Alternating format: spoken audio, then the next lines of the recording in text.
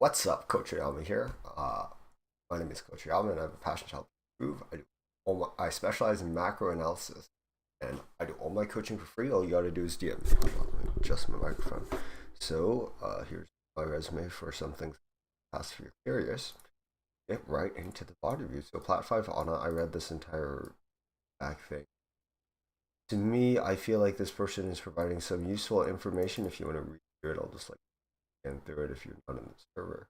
But also, I feel like it's very nuanced information, and deep guessing in the backline is a very good way to get value on Ana. So not necessarily that we want to take generalities and establish rules based off of that advice given to you, especially since you have another main healer. Let me open another pen here. Because you have another main healer, not main support, flex support or main healer, someone who can pump out lots of heals, it might be beneficial to you to actually play very aggressively and start pressuring the enemy team by taking off angles and using your kit to create space rather than heal your teammates, which will not create space and not create as much value because you're having two people doing the same thing and having a surplus there. So let's get right into the review. What I'm assuming I'm going to be talking about is healing priority. Okay, nice try on the anti-nade. Keep in mind Zarya does have 2 bubbles, so if you use this one, don't anti-nade her because she's bubbling in. Testing the high ground here. This is nice. I like that. I do say though, the anti-nade needs to hit. Oof. Ouch.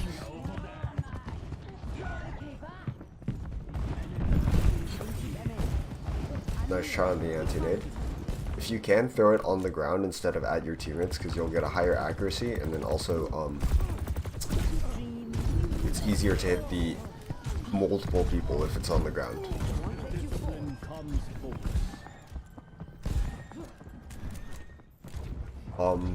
You're playing pretty well on this point. I like the flanking playstyle because you do have a Curie, so I think this is gonna be your bionades. First of all, are kind of a problem because we need to be hitting those bionades. They're a very important part of your kit, especially since they're the easy kill out. Very nice first point. What I'm assuming it is going to happen is, okay, yeah. These bionades need to improve. To me, I'm smelling like a 3 rank increase if you start using your bionade perfectly. That's a lot to ask for. But, you know what I mean. Like, it's just one ability that if you be more mindful of, you can probably increase in 3 ranks. Probably 1 immediately, as soon as I point it out and you start implementing what I'm going to recommend to you. Okay, I like that bionade on the enemy tank. So, kind of hard to explain when to bionade because there's so many situations and cases. But, usually if the enemy tank, or if the tank and your tank are dueling each other, bionading the enemy tank is really good. Saving a teammate with bionade is always a good use of bionade. Unless you can get multiple enemies anti-naded, then it's much better to save a teammate. Okay. Let's talk about healing priority here, because I feel like you're tunnel visioning a lot and you're not keeping in mind the entire fight. Remember, your main role as a support is to enable your team, and if they're dead, you cannot enable them. Of course, you can try to carry the team fight, but that's just go play DPS if you're trying to do that. Which I imagine, I think it said that you did play DPS before, Sojourn and Tracer and Silver. Yeah, okay. So I feel like you're in the DPS mindset. So if you don't know, your entire job as support is to enable your team to do that DPS for you, and when there's no more enabling because of healing, or if healing isn't the best option and you dealing damage is better because anti-nade deals a lot of damage and potential damage and utility, then you can go aggressive. But in this situation, I would say your first priority is just heal your teammates. If you can just heal your teammates, you're going to rise to probably like Masters. You're really good at it, GM maybe. But then on top of that, there's a whole nother world of providing value through not healing your teammates. But the thing is, when you're doing not healing your teammates, you should still have the awareness to turn around and be like, okay, Ram is behind me. Even though my Curie is on helping my team, I need to turn around and heal my teammates first as a priority, because if they die, I'm not very good at healing damage anyways. Like, your kit just is not meant for it. So it's hard to get value if your teammates die. So, yeah, here 2 of your teammates die, and that's a game-losing mistake. And so not saying that the off angle up there is bad, because it's really good, no one's contesting you yet, and so you're pushing the limits of what you can do in this fight.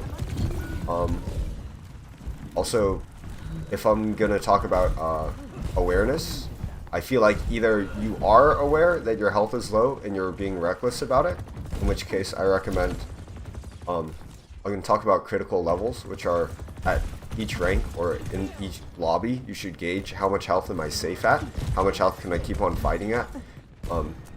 So if you're in a 1v1, there are 3 things: cooldowns, positioning, and health. That'll determine how much resources you have to win, and if you're winning in the net overall versus the enemies, then you'll probably win the fight. But you know, it's a trade-off, because it's like if you have no health but you have all your cooldowns and positioning, you're probably going to lose. So at what point do you retract and regroup and get more health? That's a question for you. I recommend like half of your health. The higher you go, the tighter that limit will be. Like in high GM, if you're at like 180, you're probably going to be mad at your healers because you can't really go in as often. But okay, let's talk about the trade-off that you're facing here with this high ground. I feel like you're going for a very hero play because you're not used to being able to provide value to your team just through main. I love taking the high grounds, but you go overboard with it and your rotations are at the wrong times. So let's go over, for you to flank, team fights are set up in 3 phases. So the pre-fight, the mid-fight, and the cleanup. And so it's really good if you flank in the pre-fight, or really good if you flank in the cleanup, so then you're already flanked for the pre-fight. And so we're in the mid-fight already, and mid-fight is basically when you see the enemies. Anytime that you don't see the enemies, it's either the pre-fight, or that your teammates are killing them and the fight is decided in the cleanup. And so when you're flanking in the mid-fight, that's a whole chunk of value that you're not getting by healing your team, or just by like providing the same value. Because on one hand, you can provide, let's say, like, if we have a function of how much you provide, so like function of value, or the value function of time is equal to like 5 per second. And so if you're spending this much time rotating and then getting this much value versus the other function, which would be like, that's high ground, low ground would be 3.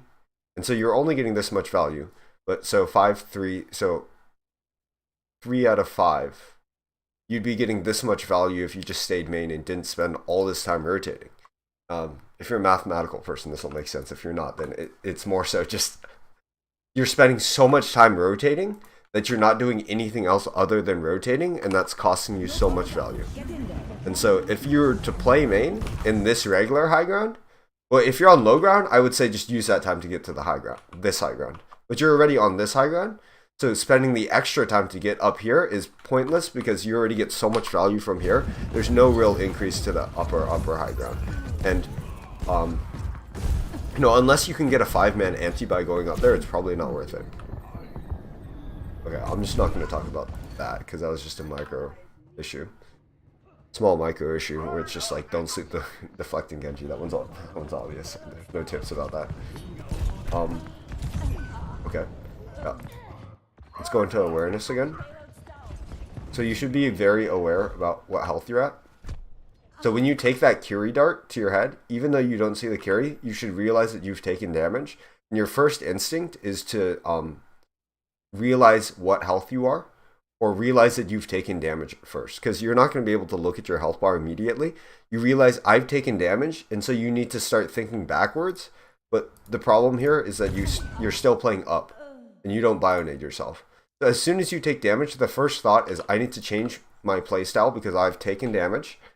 and it's a split second thing where it's just a retract, like go behind the corner if you're right behind the corner, or like strafe to the side if you're looking at this Genji so he can't hit you as easily. The trade-off is it's harder for you to hit him because your movement is sporadic, but it's worth it because it means the risk is your life, and when it's your life, the risk is infinite. So let's mitigate an infinite risk, and you get infinite value out of, yeah, not really, because it's only a downtime of like 15 seconds, but needless to say, when you take damage, it should shift in your mind that you need to play a bit different, and then look at your health bar, and that's like in the split of a second. So within, like, the highest players can do that like immediately. As soon as they take damage, they know what health they're at, and they can, where they know what they took damage from. First of all, that one was kind of crap because like you got hit by stray Curie thing that I didn't even see her, to be honest. But still, when you take damage, you should, you know that you've taken damage and adjust your gameplay accordingly. Yes, so let's talk about your movement here. I feel like, so in this instance, either you didn't know that you took damage and we need to work on the awareness, or that you knew that you took damage because you anti-nated yourself, and that you didn't properly respect the Genji as a threat. And so when we're in a situation where you're in, your top priority is staying alive. So once this happens, we need a bit faster reaction time to where the Genji is. If you're more mindful of looking out for threats, so threats would be flanking Curie, flanking Lifeweaver, any DPS player ever, and then flanking tank player, because usually you'll be away from the tank player, but basically anyone's a threat. Anyone that can deal damage to you is a threat. And if you're aware that the threats exist and you're looking for them, first of all, it's like a reaction time test. If I say click your mouse right now, it's probably going to take you like half a second, versus if I do it again right now and then click your mouse, it'll take you like probably your true potential reaction time, or near where that is, because you're ready for it. And so if you're ready for these threats, then you're ready to react. And then also your movement, look from the Genji's perspective, you're moving in just a straight line. Jumping is okay-ish. It's not the best, but I'd much rather have you sporadic moving side to side from where the Genji is, rather than in a straight line away from him. It's like a, the Indiana Jones boulder thing. Don't just run down the corridor away from the boulder where it's rolling towards you, where this guy's just aiming straight to the side, so it's harder for him to hit. And you could argue, like, the Doomer argument here is, like, he's already on me, I'm going to die anyways. But the question is, if I put like a really good Ana player like Jonak, or like a content creator like Sleepy, or like, you get what I mean. If I put like the best Ana in that situation, would they survive for longer than you did? If the answer is yes, then there's something to improve on there, and that's a hint of like how you can get better. And it's the small things that add up in the end. The reason why you get to GM isn't like some big radical thing. It's just a bunch of small habits all adding up. So you become a better player if you add all these habits up. It'll, be beneficial for you. Okay. Just going and looking at the micro, one thing that I'm going to point out again is the healing priority. Your main job is, as a support, is to enable your teammates. And I like this repositioning. It's not that bad. It's not that beneficial to you, really. But the thing is, when you're repositioning, I can tell that you just don't look at your DPS. Okay, your Ashe died to a headshot, but your Bastion there was taking damage in another world. Like, give it a certain probability away that your Bastion takes lethal damage there and he dies. Like, if you're playing against GM players or better players, and let me explain. Hoping that the enemies are bad is not a good strategy. Just because they're not good doesn't mean that you can hope that they're bad. And so just assume your Bastion's going to die there, and that you need to be aware and need to be ready to heal him if he gets to low health. But if you're not like aware and thinking about, oh, my Bastion can take damage here, then you're going to be in a world of hurt when you have to, like, use your delayed reaction time every single time. Okay. Your Ashe kind of just peeks into the Widowmaker there, not gonna lie, that was kind of troll. Okay. So when you're pinned down by a Widowmaker like this, you need to make something happen because you're getting 0 value. You're getting 0 value by staying here. And you can quickscope the Ana to throw her off, or the Widowmaker to throw her off like you were doing earlier, but that's not really going to get anywhere, because never peek a Widowmaker. It's just not within your risk profile, because one shot from her in the head and you're dead, and it's usually going to happen because you need to scope in to shoot her, and you'll slow down and it'll be an easy shot for her. So you can jiggle it and unscope peek it and just pre-aim the Widowmaker to try to tag her once. And if you get that tag, she's going to start freaking out, hopefully, if she's not like a very high GM, really skilled Widowmaker. And then you can rotate to a place where she's not looking at you and continue to provide value. But whenever she's shooting at you, you will not be providing value, because you'll be in downtime because she's about to kill you, and you're focused on not dying rather than providing value. So not to say, well, dueling the Widowmaker at closer ranges, like close range is okay, mid range is a bit sus. But on long ranges especially, like right here, I do not want you looking at this Widowmaker. Even if you can kill her, it's just not worth it. And if you're in higher rank because you're killing Widowmakers, you're immediately going to derank because the Widowmakers are going to start killing you. And so it's going to be like bouncing between bronze 5 and silver, and then go back to bronze 5, or like whatever rank you are. When the Widowmakers get just a little bit better than you, nice sleep dart, they'll be way bad for you. Quick micro tip to wake up the Widowmaker: throw a dart, shoot unscoped, and then scope in and shoot, and she'll have the least amount of time to react and the lowest amount of health in the shortest time frame. I like that anti-nade. I feel like in the mechanics department, one of the things is throwing the anti-nades at the ground, and you do a good job here. Remember, the anti-nades are very important, so are the sleep darts. There's no one to flank you in this team composition like a Genji, so you can lob your sleep darts out like that. But it's important to be aware why it's okay to lob your sleep dart out like that, so then you don't get in the habit of just lobbing it out and making it a general rule. Okay, let's talk about the flank thing again here. So, is this mid-fight, or is this cleanup or pre-fight? So, I can immediately tell you it's mid-fight when the enemy tank and your tank are locking vision and shooting each other and dealing damage to each other. That's automatically mid-fight. There should be no question about it. And so you taking this high ground is okay, but keep in mind, all this time that you're spending right here is time wasted not enabling your team. And even though it's like, oh, my team's full health still, you can get that same value, but just with the option of enabling your team, because now you put yourself offline getting this health back and then repositioning here, and now you have no cooldowns, but you're still not able to enable your team because you're too busy repositioning. Versus if you walk back here after that risky flank, which honestly I like the flank, it was fun. If you hit a bionade, it would have been worth it. It's just a matter of practicing your bionades, making sure that you hit them. But now you got to be over here to help your team, because if you hit 3 healing darts here, Bastion would still be online. He's essentially dead because he has 0 health. Your Reaper would survive. Your Zarya might survive. Your Baptiste is still alive. Yeah, but your team could maybe shred this Ramattra, or at least live enough to kite, and then go back in. You probably could have saved your Bat here. You probably could have saved your Reaper here. But we're too busy off-angling. So I think that's a big issue that we have to sort out. Okay, so I'm going to give you 3 things to actionably help you. One, bionades. Bionades, and I'm also going to include sleep dart. So, I'm going to go over the priorities of bionades. 1 is keep yourself alive. That is the number 1 priority. 2 is keep teammates alive.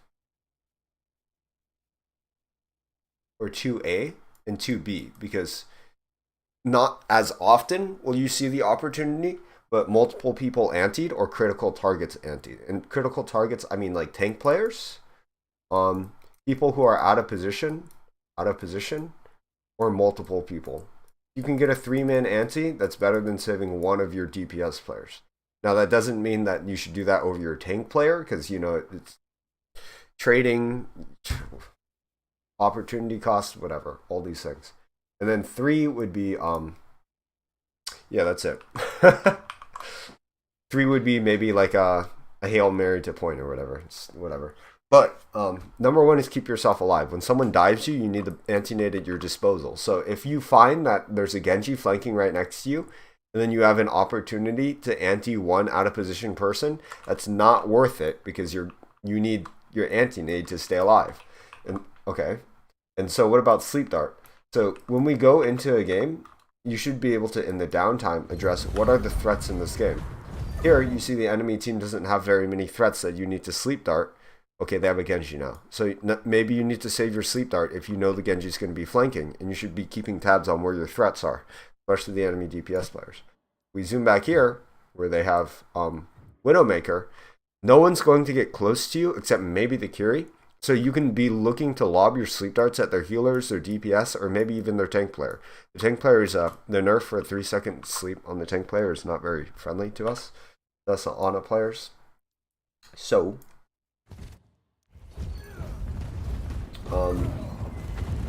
give me a second. Okay. So, and then second of all, let's talk about positioning. So why should you position where? You need to get the maximum amount of value. That's like the top thing. Value or enable your teammates is how you get value. So to rotations and flanks. When you're flanking in the mid fight, every second that you're not healing your team, you're not enabling your team.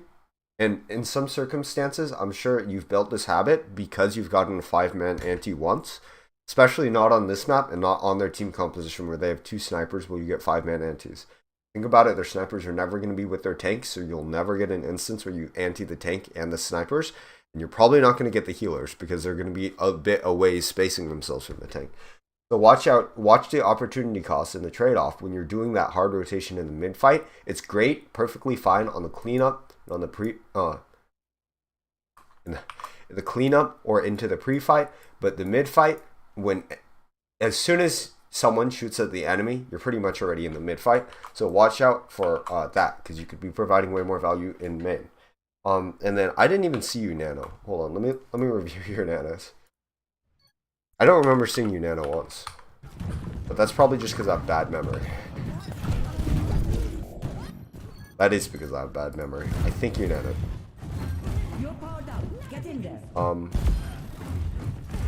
I like this Nano. So, going to the next one. I think you Nanoed a Risa on this next one.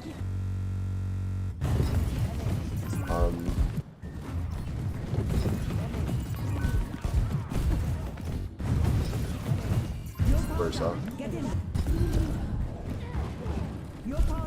Okay. I think you have a good idea of when to nano. Do you even get a nano on attack here? Or defense? No, I don't think you did. Okay, that's fine. It happens. But, your nanos were pretty good. I think maybe just these 2 things. Or, yeah, healing priority, number 3. That's healing priority. So,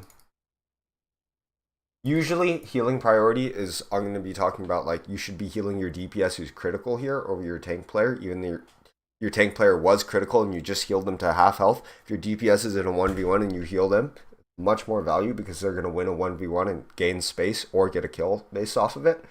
But for you, it's more of, maybe it's just me telling you that you need to be more aware of your teammates and play to heal your teammates. And that'll be, oh god, I thought I wasn't live streaming for a second. And that'll be like the difference between you becoming a way better healing or not. Sorry, way better support, not healer. Healer's different. Healer is, yeah. But you can get the most value out of Ana by healing your teammates first and then enabling yourself using the offensive Violades and sleeps. But I need you to prioritize healing your teammates. And if they're ever critical and you're near them, you have the option to spend 2 seconds to reposition and heal them, it's probably worth it. And I feel like there's a general disregard for your teammates, like especially just overall a general disregard for your teammates. And then I would put like watching out on threats, but I feel like the threats aren't too relevant until you go up a little bit in ranks. But the general consensus is you should always be looking to heal your teammates first and then looking to get value out of your Bionades and Antis second. And in the downtime, reposition so that you're safe and you can still heal your teammates and enable them. I think those are the 3 things that I wanted to talk about. Yeah, feel free to submit another clip. I'd love to see you work on these and get past these, and then we can start talking about threats when it becomes more relevant. Like, you know, Genji's, Tracers, Reapers, Widowmakers start focusing you more. Other than